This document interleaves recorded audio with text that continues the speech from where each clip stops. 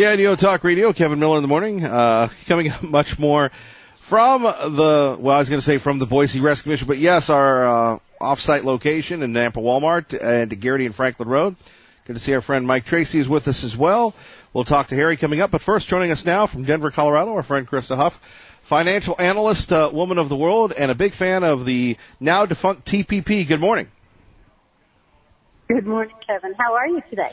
Not bad. We're just living the dream, collecting money and goods for the Boise Rescue Mission, and always looking to improve the Treasure Valley. And speaking of improvements, it's been a rocky road here the first, I guess we could say, almost 6 months of the market season.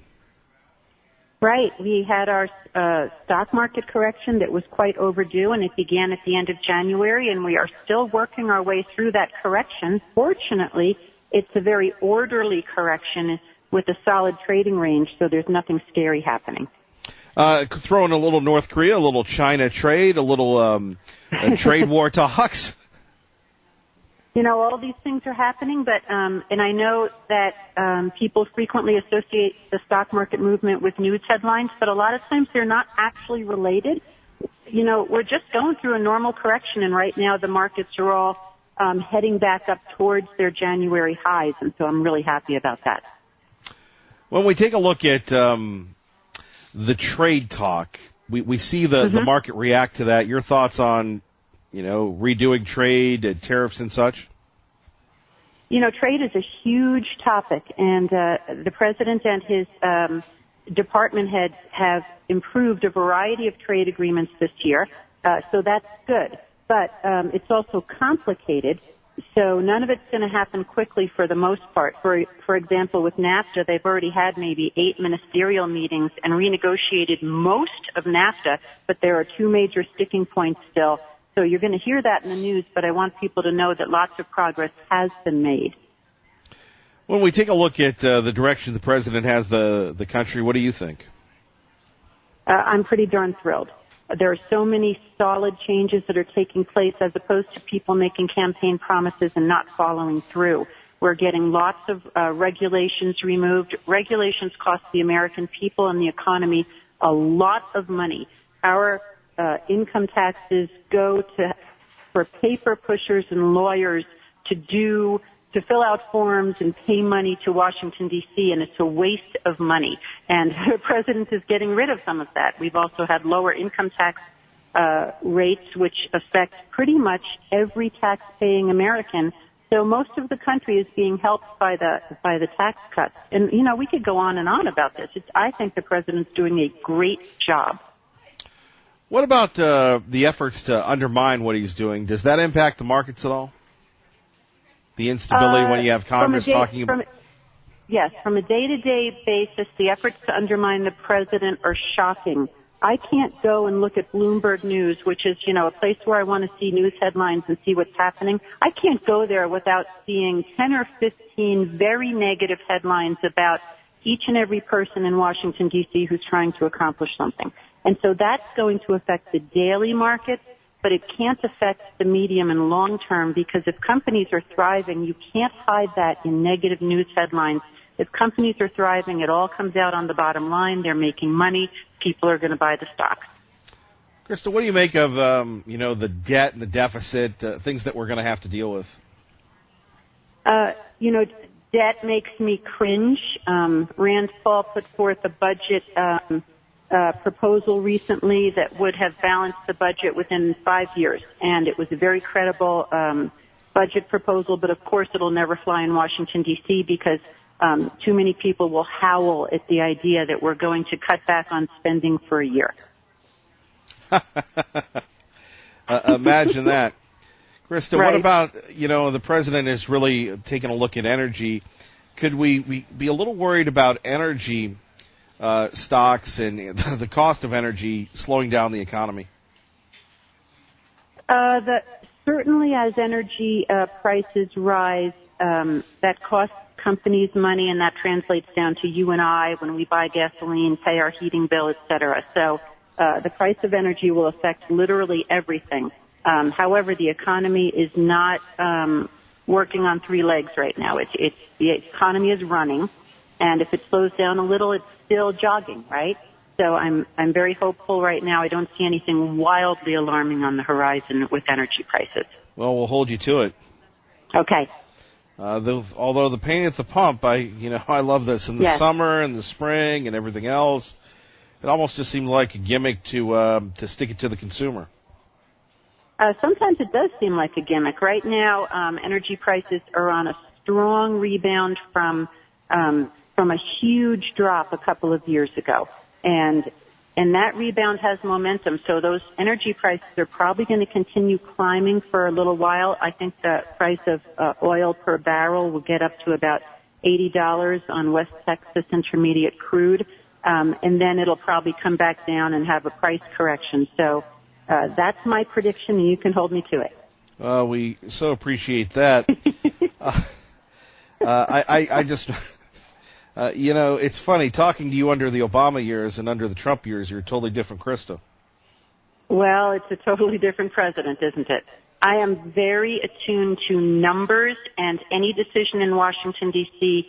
plays out on corporate balance sheets, and that translates to American households. For example, when Apple announced a $100 billion share repurchase recently, I did some calculations. That affects about 100 million adults in America because through their retirement plans and other investments, about 100 million people own shares of Apple directly and indirectly. And as Apple thrives, so does their net worth.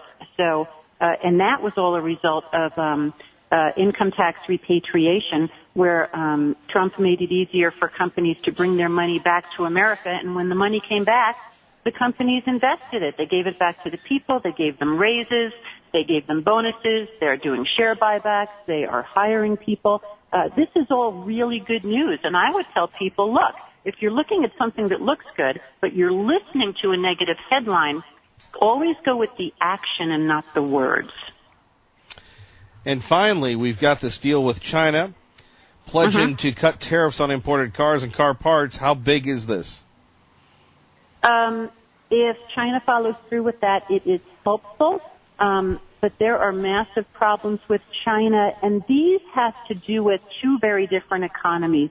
China has a command economy that is dictated by the government. The government tells everybody and all the companies what to do and how to do it. In the U.S., it's capitalism, which is laissez-faire. Keep your hands off. Let the companies do what they're going to do, and let the good ones thrive and let the bad ones fail. And because we have two very different economies between the two countries, everything we want to do, their approach is different to our approach. So it's very complicated, and it can't be fixed quickly. And Krista, if people want to hang out with you or get to know you or read your work, what can they do? I write a stock market newsletter called Cabot, Undervalued Stocks Advisor. Cabot is C-A-B-O-T, and they can find me at cabotwealth.com. Well, maybe one day we'll get you to move to Idaho since everybody else is. You know, if I'm traveling, I'll definitely give you a shout, and maybe I'll come in studio. How's that? That would be great, but that's a commit, non-commit. I really appreciate that. You got the skills. I'd be happy to meet you in person, and until then, call me anytime. Thank you, Krista. Take care. Thank you, Kevin. Bye-bye. Bye-bye. Our great friend Krista Huff joining us, talking all things money and the markets. Joining us now is our friend Harry. Harry, how are you? Good. How about yourself? Good to have you here. Once again, talking about the Boise Rescue Mission. What do you want to know about it? They saved my life. Well, how did they save your life? Show me a new way of life. They unleashed your culinary tiger person, huh? No, it's a long story. I came here on a 4-day bus ride to get here from Florida, and as soon as I walked in here, I knew what I wanted and what I needed, and I found it here in the Boise Rescue Mission. Yeah, you Southerners never really leave the South, so that's a culture shock is certainly an understatement. I love it out here. I love the change of weather. How did you change? I changed big time. I changed from a drug addict to serving people here. Boise Rescue Mission gave me a second chance of life, and I really loved it. So you went from serving yourself to serving others. That's quite a transformation. Yes, it is. And it's an amazing feeling. Really amazing. I work in the kitchen. I cook at least anywhere between 250 meals a night for people. I work with a lot 250 meals a night? Yes, sir. Wow. It's a chore, but I enjoy it. I like it. That's where the donations really come in, because a lot of people donate food, right? Exactly. And I get to work, like Maria said, I work with a lot of donors and sponsors. They come in the kitchen. And sometimes when I'm upstairs, I'll get a text that, hey, somebody down here to see you. They want to see Chef Harry. I come down there, and these two little kids, they come running up there and give me a hug, and it's an amazing feeling. It really is. Watch these people come in here and donate, because we're not government funded.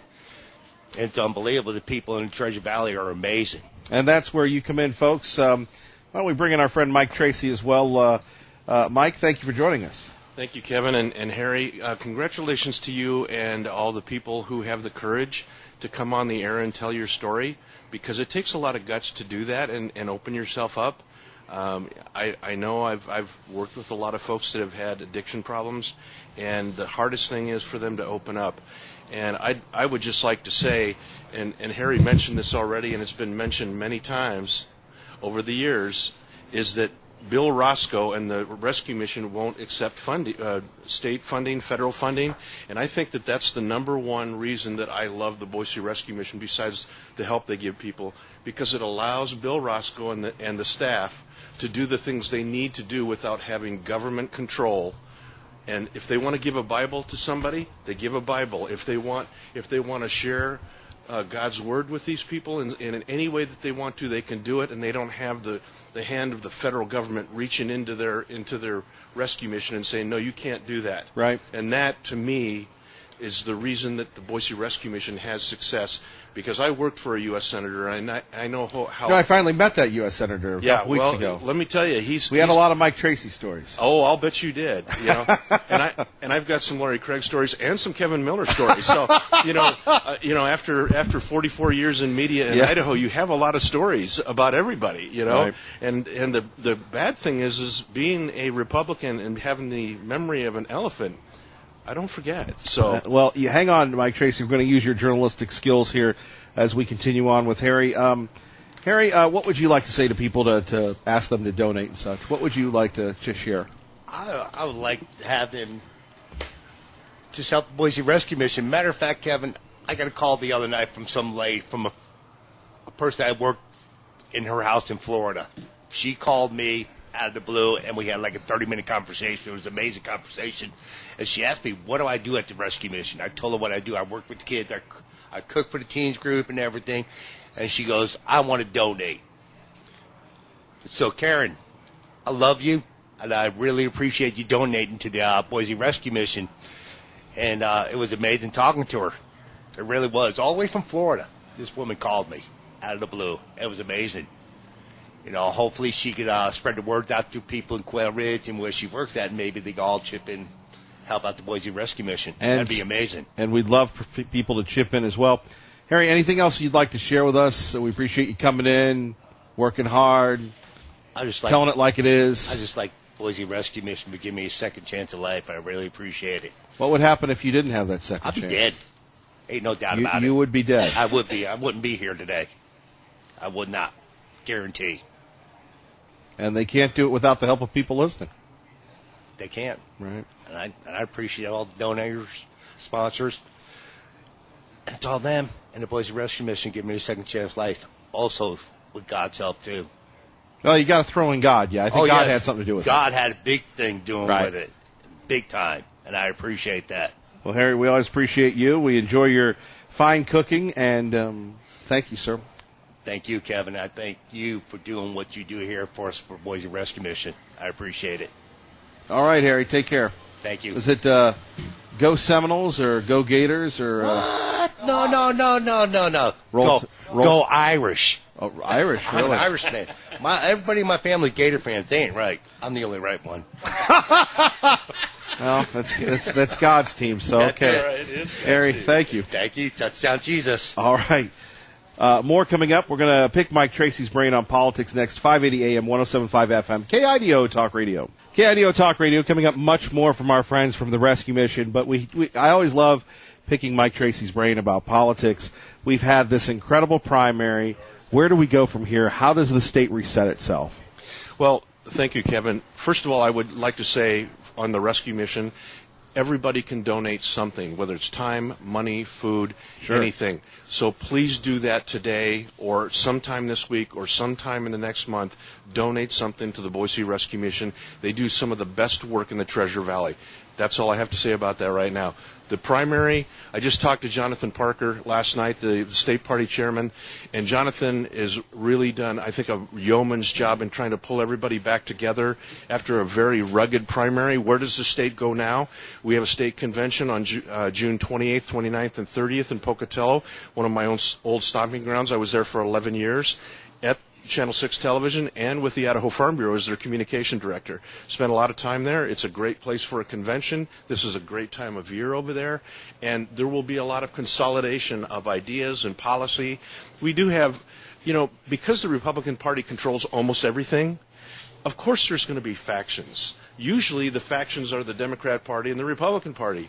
Since the Democrat Party is so small in Idaho, the factions kind of show up in the Republican Party, and that's healthy. And we saw that in the primary. We saw it in the primary. And for governor, we saw three very distinct approaches to the race for governor. And as you know, I supported Brad all the way, and I know the other two men. One very well because he's been in politics for a long time, and I knew him before he got into politics when he was an immigration attorney. Tommy was kind of the mystery guy to me. I only knew him from his reputation and the fact that he was building things like Crazy in Boise. Right. Other than that, I didn't know him well, and I knew he was born rich. I knew his father was very wealthy and his grandfather was very wealthy, and that's not a bad place to come from. Consider most of us don't come from that background. Right. My father had a eighth grade education. My mom had a high school education, and they said when I was 10 years old, if I wanted something, I had to go get a job, so I did. Right. And that's the way I think most of us are. Sure. We bootstrap ourselves, and there's nothing wrong with that. I'm proud of what I've accomplished. Right. And I think most people are. But getting back to the politics, I think we've got a good roster of people. I think when the primary is said and done in November, on November 6th, when we wake up November 7th, every constitutional officer is going to be Republican. The legislature is going to have super majorities again. All the members of Congress will be Republican, and we will continue to be the reddest state in the country. Okay, more with Mike Tracy in a minute. Traffic and weather together. And coming up next, more from our friends with the Boise Rescue Mission, and we're going to pick Mike Tracy's brain on really what happened the last 2 weeks of the gubernatorial campaign. We're going to do that coming up, though.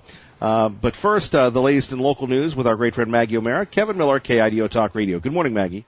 And by the way, thank you, Ray Amaya, for reminding me, if you can't make it to the Nampa Walmart, we have a lot of locations here. We've got City Light Home for Women and Children, drop-off locations, River of Life Rescue Mission, the Ministry Center, info@boiserm.org.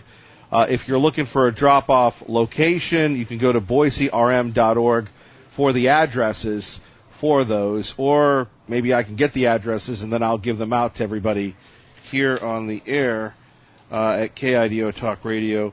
I don't really see the addresses here. Let's go to Sue, who joins us now to talk a little bit about life at the Rescue Mission. And again, we'll have our Politico and journalistic emeritus Mike Tracy assist me with the interview as we move along. Sue, good to have you with us.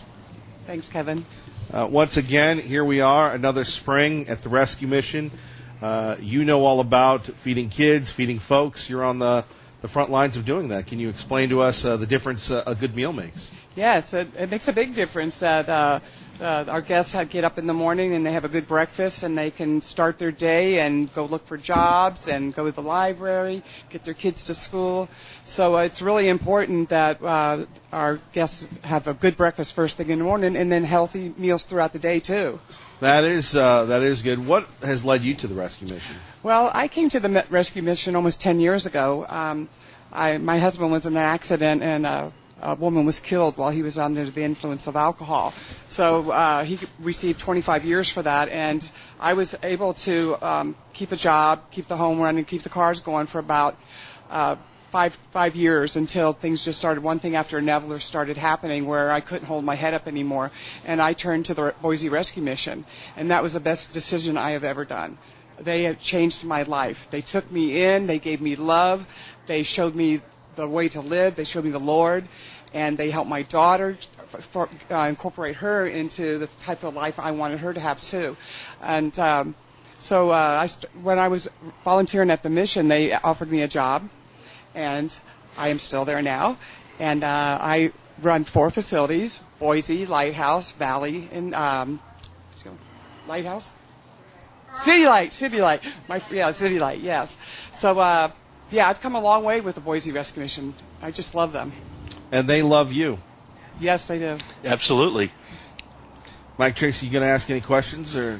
Well, Sue, I know it's been a while since you've been a journalist. So the only thing I would like to say is I congratulate you, Sue, for making a great decision. And I love the stories that I hear about people who walk through the doors, and also then how well they are treated. And that's what I'm hearing in your voice, and what I've heard from Harry, and what I heard from Misty a little while ago, and all the people that I hear from that go into the rescue mission. And that's why I like bringing things in and handing them to the folks there over at the garage. They're off of, 24th? 24th Street. On 24th. Yeah. I just like going in there and seeing all the stuff that people have donated. It's great, and I like talking to them. And you guys, you probably have all been through that warehouse back there, right? Yes, we have. Yes. Do you guys find some surprises when you're back there? Yes, you have to have blinders on when you walk through there, because it's this is beautiful, this is nice. Yeah, we get a lot of donations. What is the big thing right now that families need, especially for moms and for moms and kids? I know during the winter it's always seems like coats and boots and shoes. What is the big thing in the summer? I heard sunscreen. Is that a big deal? Oh, yes, it is. That sun gets really hot here in Boise, and we want to make sure our guests don't come in all burnt up and hurt and from being out in the sun all day, because our guests leave in the morning, and then in the summertime they're around water or they're at their park, and so we want to make sure we have sunscreen, bug spray. Another thing that we need for the summer is healthy snacks, bottled water. Let me think of a few things. Sure, certainly food items, cash, non-perishable items, swimsuits, clothes for the kids, which is where we're at here.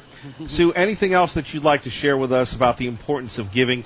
You work with the volunteers. For people that are new to the area, what does it mean to give to the Boise Rescue Mission? This is the best place I've ever lived at, how generous their community is. And one of the things that I wanted to bring up is some of our people in our homeless community aren't in recovery or don't have a drug addiction, and people might think that when they see the homeless community on the street. We have a lot of people in our facility that are working homeless. They go to work every morning, and we make a sack lunch for them. We do their laundry. It's more than just dealing with people that are in addiction.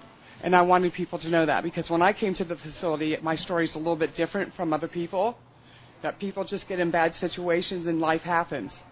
And Boise Rescue Mission is there to pick you up. And we couldn't do it without the help of so many. Sue, thank you. You're welcome. Always great to see you. You're always fired up, ready to go. All right. Thank you. Thank you. And let's go over the addresses here. The Ministry Center, these are all drop-off locations. 308 South 24th Street in Boise. City Light Home for Women and Children in Boise. That's 1404 West Jefferson Street.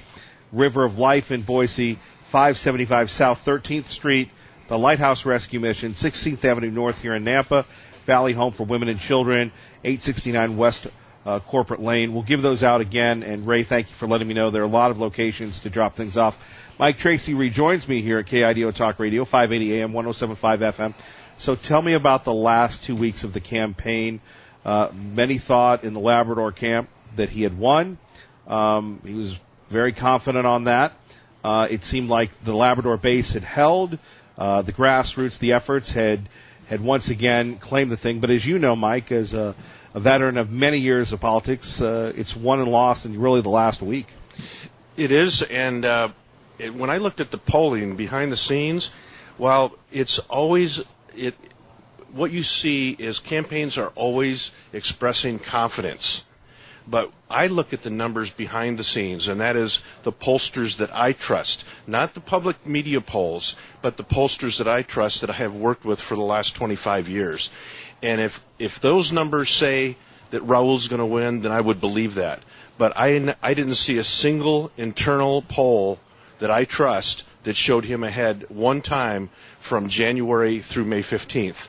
Now, some people might want to argue that with me, but those pollsters have been right, and I've worked with them for 25 years, and I have to look at those numbers and say, you know, people are not numbers, but they're getting those numbers from the people that they're talking to who are the highly likely Republican voters in Idaho.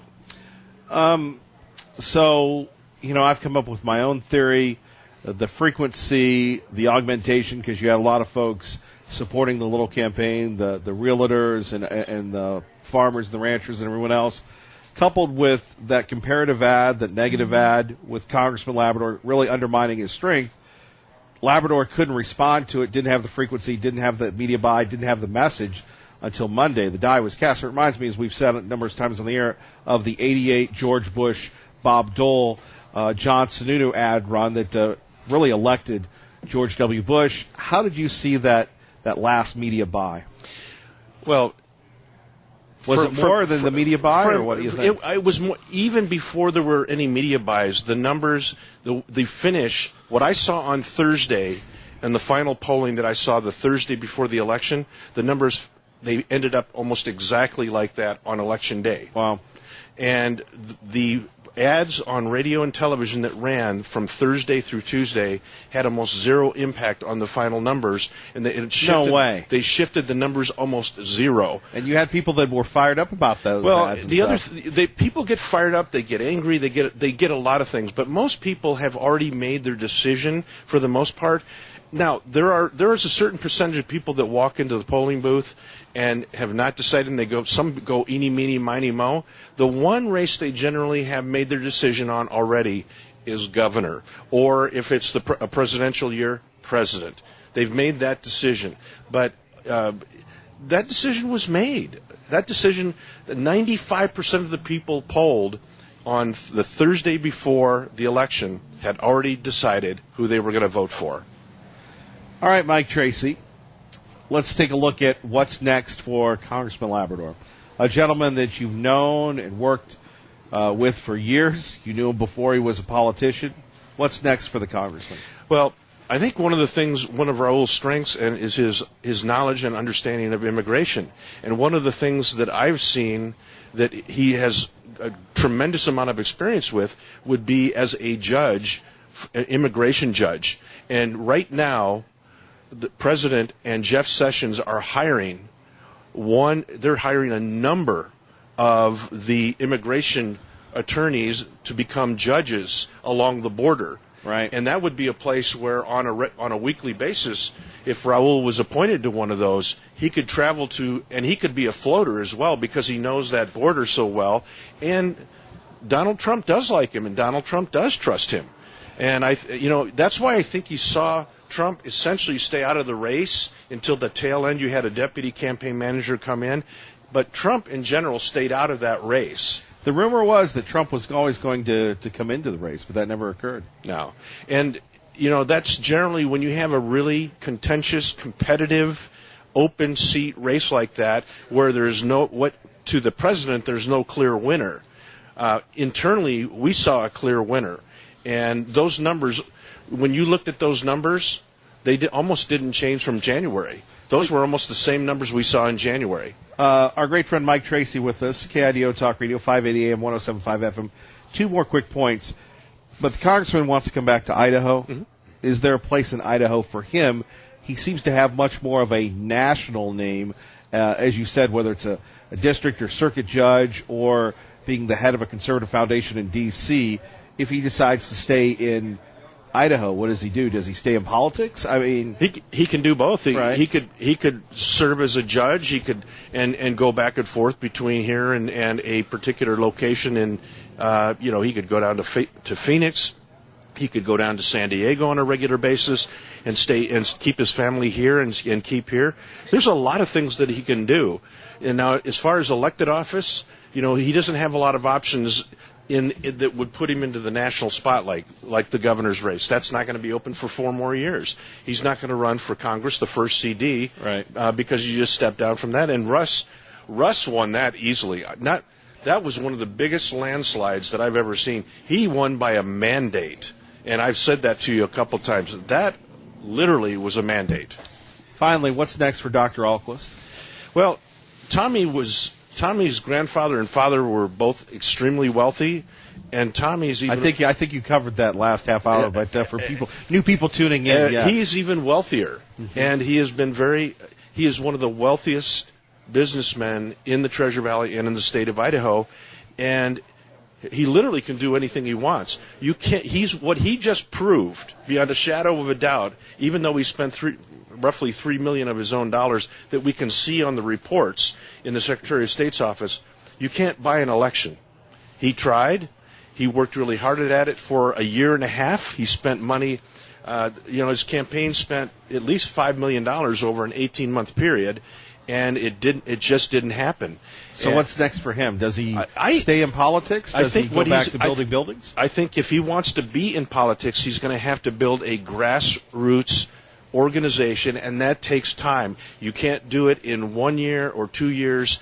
Brad spent his entire lifetime doing it from the time he was in college. We went to college together, and Raul spent the last decade building up a base. Tommy has to build up a base before he can have success at the statewide level.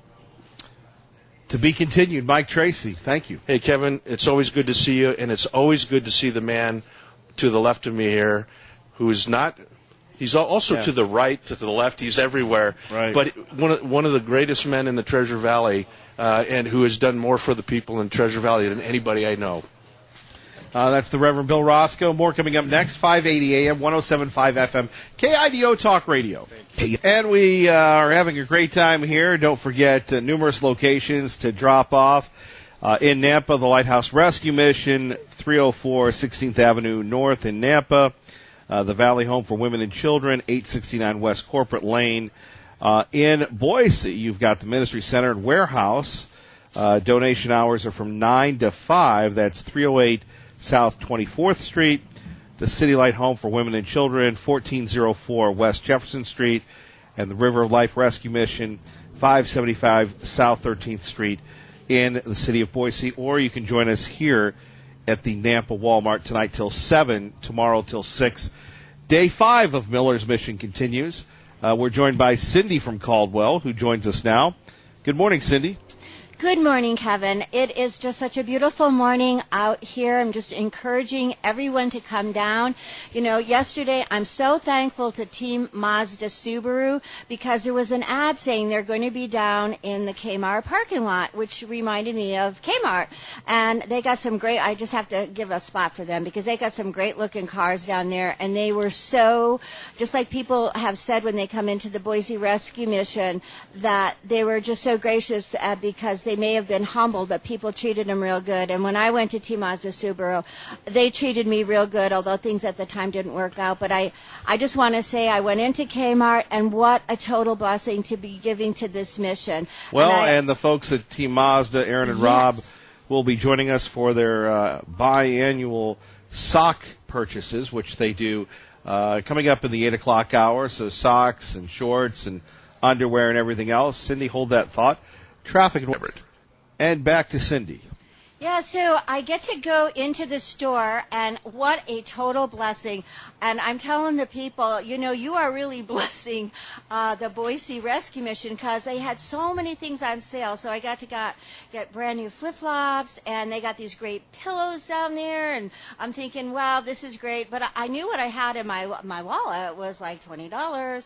So I'm trying to calculate this in my head. And the blessing of the whole thing was I get to the counter, and actually giving us a rewards. play-by-play of Yes, the shopping. because guess what? For all the shopping, people go down there. I had rewards. I didn't even know it. All And this is $1. This is for the Boise Rescue Mission. $1 for the Boise Rescue Mission. The magic continues. So the magic continues, Kevin, and I get to tell then, you know me, everybody, you have just contributed indirectly to the Boise Rescue Mission. Really? So they asked what's going down. What'd they happening. say? They This is said, at what Kmart? a great idea. Yeah, but Or they're- at Walmart? They're wanting to support you. The Kmart wants to support me. The people, I'm saying the people, they're going out of business. So it was like a total blessing.